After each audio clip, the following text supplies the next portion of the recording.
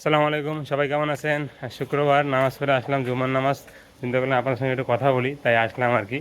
আসলাম ছাদে কথা বলার জন্য আর কি। আমার রুমে অনেকে আছে, তাই ছাদে আসলাম। আশা করি সবাই ভালো আছেন, আমিও আলহামদুলিল্লাহ ভালো আছি। আর আজকে হচ্ছে শুক্রবার, আজকে তারিখটা হচ্ছে মেবি 6-7 হচ্ছে সেপ্টেম্বর।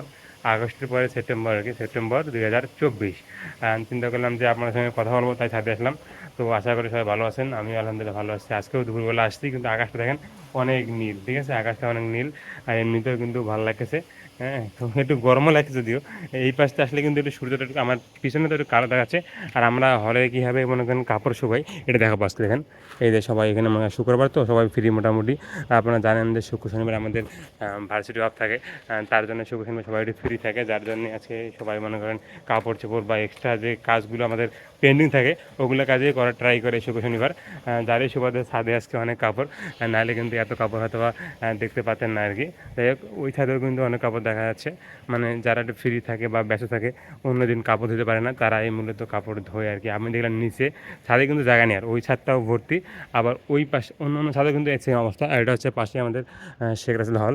ওই হলটাও কিন্তু আমাদের লেটেস্ট হল আর কি, মানে নতুন তৈরি হয়েছে আর কি। ওই হলটাও অনেকে আসে আর কি। ওপরে কিন্তু ছাদ, ওদের ছাদ কিন্তু নেই, দেখেন একদম। হ্যাঁ, একদম মনে করেন ছাদ নেই, কারণ ছাদটা একদম উঁচু করে দেওয়া, যেন কেউ উঠতে না পারে। এই হচ্ছে কথা। আর শুধু ছাদ না, ছাদের বাইরেও যে মনে করেন জায়গাগুলো আছে না, মনে করেন আপনার এই মানে আমাদের রুমের সামনে যে বারান্দাটা, সে বারান্দাও কিন্তু কাপড় দিয়ে ভর্তি। আমার রুমের সামনে, আমার রুমমেটটা দেখলাম আজকে অনেক কাপড় ধুয়েছে।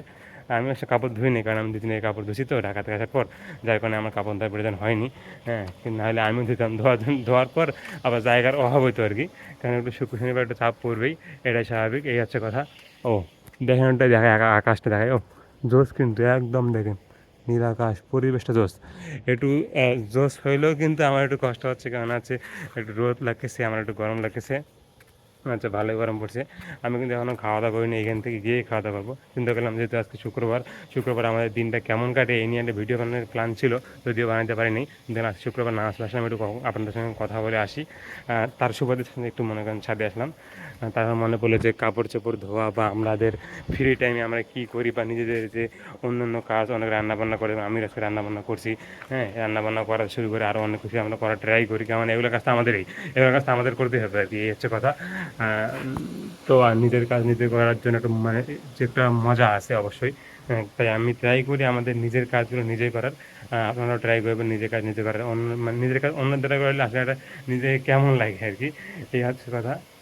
তো এটা অনেক মজার আর কি, এটা অবশ্যই আমরা এটা করবো, বিদেশে সবাই এটা করে। এটা হচ্ছে কথা। তো আজকে কথা বাড়াবো না, সবাই ভালো থাকবেন, বিদায় নিচ্ছি। জীবন মোবারক, আসসালামু আলাইকুম।